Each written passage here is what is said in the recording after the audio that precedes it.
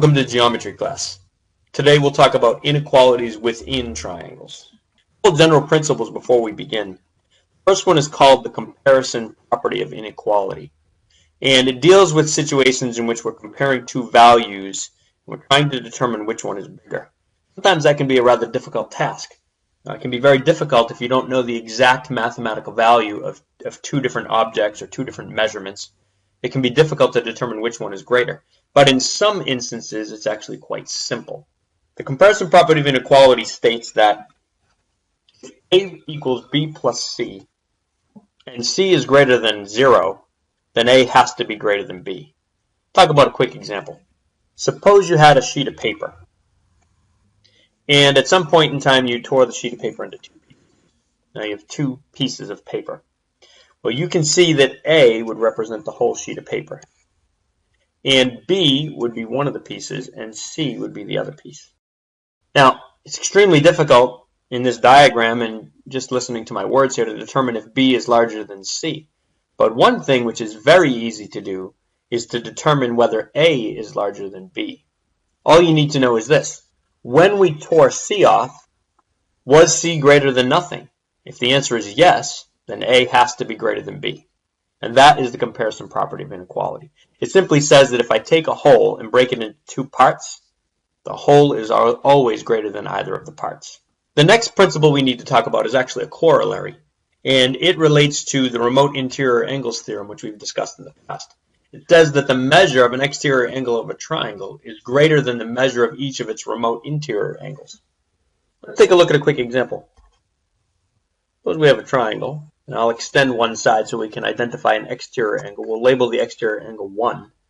And we know from the remote interior angles theorem that the measure of angle 1 is equal to the sum of the measures of angles 2 and 3. That's the remote interior angles theorem. If we combine this remote interior angles theorem with the comparison property of inequality, we end up with this fact that angle 1 must be greater than angle 2, and it must be greater than angle 3. It's a comparison property of inequality combined with the remote interior angles theorem, and together we call those the corollary to the remote interior angles theorem. Again, every whole is greater than each of its parts. Now we're talking about inequalities within a triangle, and that's important. We'll distinguish that in a future lesson, but the first rule we need to look at is called the triangle side inequality theorem. Again, you may find it with different names in different texts. The name is not as important as the principle itself. It says if two sides of a triangle are not congruent, then the larger angle lies opposite the longer side. We have a triangle ABC, and in this particular software, I'm in the Geometer's Sketchpad, I'm able to move the vertices around to change the nature of the triangle. Right now, you can see it's not exactly an equilateral triangle, but it's close. This angle up here is 58.8, 60.97, and this angle down here, angle C, is 60.23. You can see it's close, and you can also see the sides are fairly close. We would expect them to be. We know that an equilateral triangle is also equiangular. Let's see what happens when I move one of the vertices around. Let's just see how these values change. So here we go. I've moved it over here to make it kind of obvious where the larger angles are and the longer sides. You can see that AB is longer than BC, and AB is also longer than AC, and these numbers bear that out. AB is 6.57. BC is 1.88, and AC is 5.24. So clearly AB is the longer side. Look at the angles now. The angles here, we have up here, angle A is 13 degrees, angle B is about 39 degrees, and angle C is about 128 degrees. So what we're talking about is this idea that when we deal with a triangle that has sides of different lengths, and particularly when we focus on only two of those sides at a time, we'll always find the larger angle is opposite the longer side. Let's take a look at that. Here's the larger angle. Here's the longer side, and you can see that they're opposite from each other. Okay? Notice the rule is set up to compare two sides at a time. You can shortcut the rule a little bit by simply saying that the longest side in the triangle will always lie opposite the largest angle. So once we identify the longest side, in this case AB, we can be sure that the largest angle will be across from it. Now, sometimes we look at a problem like this and we might think, well, that's not very helpful. I can see that C is the largest angle. But if we go back to this, where we're sort of in the realm of an equilateral triangle, you can maybe begin to see why this is an important rule. Here, by eye, it's not possible to look at these sides and make a determination as to which one is longer, or the angles and figure out which one is larger. But if we look at the sides first, 6.57, 6.38, and 6.53, with that information alone, we can be sure that angle C is the largest angle because it will lie opposite the longest side. Let's just check the numbers. 61.17, 60.58, 58.25. Sure enough, this right here, angle C, is the largest angle, right where we'd expect to find it, opposite the longest side. We can also reason in the opposite direction. The triangle angle inequality theorem says if two angles of a triangle are not congruent, then the longer side lies opposite the larger angle. Same exact thing. When we're trying to identify the longest side and we know the measures of the angles, we just look for the largest angle and we'll find it across. There's a very common example of that which we're all familiar with. That is when we're dealing with right triangle. We already know by definition that a right triangle has a right angle in it. And not only that, but that the other two angles must be acute, no matter what the shape of the triangle is, because those two angles have to be complementary. And so we find that here, where the right angle is, the side opposite that, which we call the hypotenuse, is always the longest side, just as we'd expect it to be. So we can deal with this in a number of different contexts, but typical problem looks something like this. Suppose this were 7 units, 5 units, 6 units, and we'll label this triangle ABC. And the question will ask, which of the angles in this triangle is the largest angle? How do we answer the question? We look for the longest side, 7, and then we know that the largest angle will be directly opposite 7, in this case angle C. We can run it in the other direction. Suppose we had a triangle, and we had measures here 55 degrees, 60 degrees. And we ask the question in this triangle, we'll call it XYZ.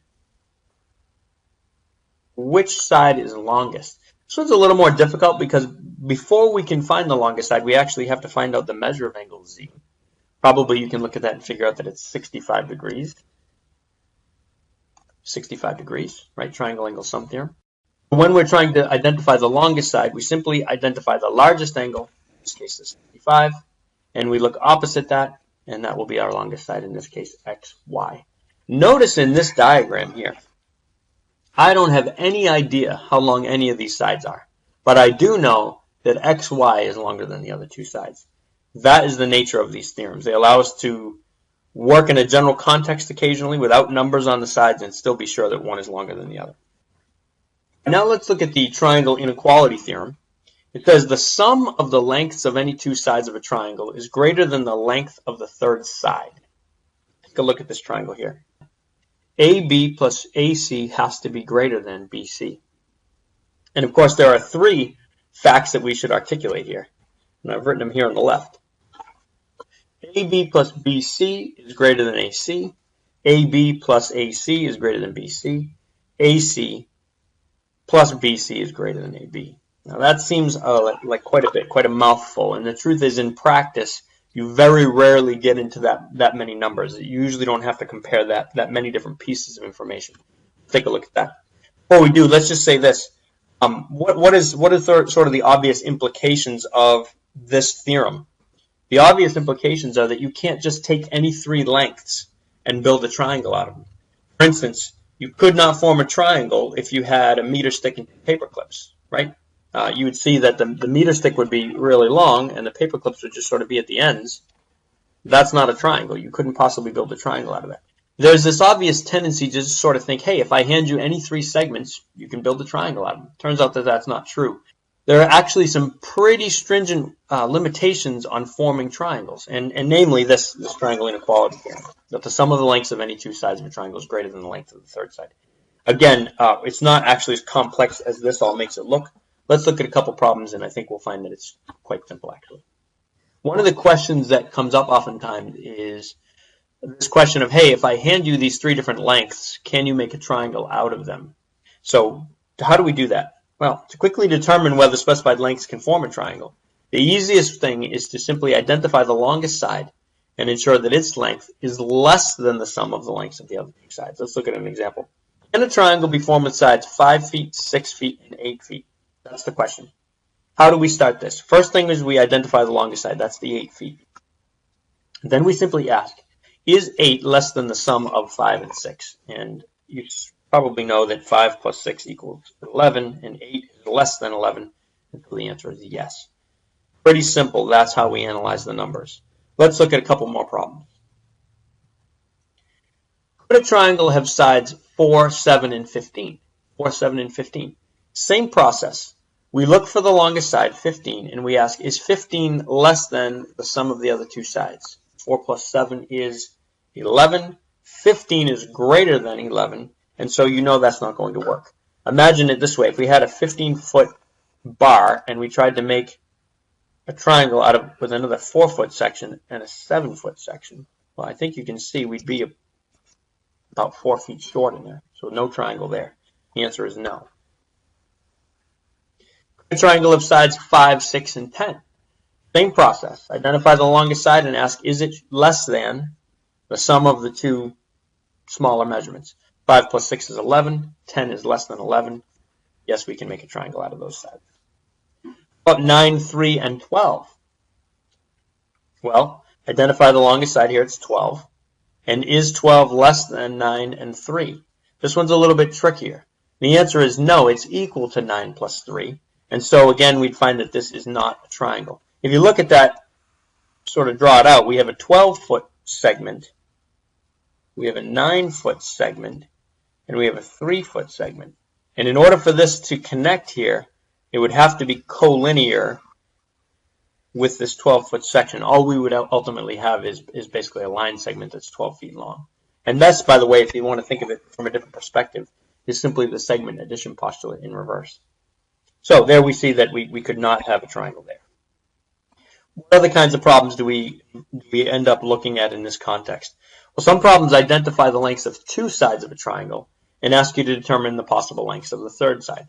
For instance, maybe I have a triangle that is 7 centimeters and 12 centimeters, and the question is, what are the possible lengths of that third side? How short could it be? How long could it be? The easiest way to solve these problems is to find the sum and the difference of the two given sides. And then we will know that the possible lengths of the third side is between them. So for instance, here we take the 7 and the 12 and we add them together, which is 19. And then we subtract them, find the difference, which is 5. And so the third side has to be somewhere between those two lengths, exclusive of the lengths themselves. So the third side could not be 19, but it could be 18.5. The third side could not be 4, but it could be 5.6. Okay, so it has to be in between the 5 and the 19. And that's all represented by this algebraic statement right here. 5 is less than x, which is less than 19. So those are the ways that we use these particular theorems. Take a look at just a couple more examples. Suppose a triangle has sides with lengths 4 and 9 inches. Find the possible lengths of the third side. How long could the third side be? How short could it be? Well, we do the same thing. We take the sum and we take the difference. So we find that the third side could be shorter than 13 or longer than 5. Again, it's extremely important to note that the third side could not be 13 inches. It has to be less than 13 inches. Could be 12.75, but it can't be 13. Couldn't be 14. Couldn't be 20. Again, when we look at the lower limit, it has to be greater than 5 inches. So it could be 5.5 inches, but it couldn't be 5 inches exactly. Let's take a look at one last problem. Triangle is sides with lengths 36 feet and 14 feet. Find the possible lengths of the third side. This one, let's just work through this one a little bit more quickly. You can see the difference between these two numbers is 22 feet. And the sum is 50 feet. And so that's our answer. The lengths of the third side of the triangle would have to be somewhere greater than 22 feet, but less than 50 feet. And that's how we find it. Sum and difference is how we find that third side. Those are the rules that we need to be aware of when we're talking about inequalities within a triangle. And again, they apply pretty generally anytime we're dealing with two sides of a triangle that are different lengths. We're talking about that situation, or if we're trying to figure out possible lengths of a third side of a triangle, or whether 3 lengths that were given to us or told to us could actually form it. So make sure you find some practice problems Work through those carefully, and if you have any questions, as always, feel free to send me an email.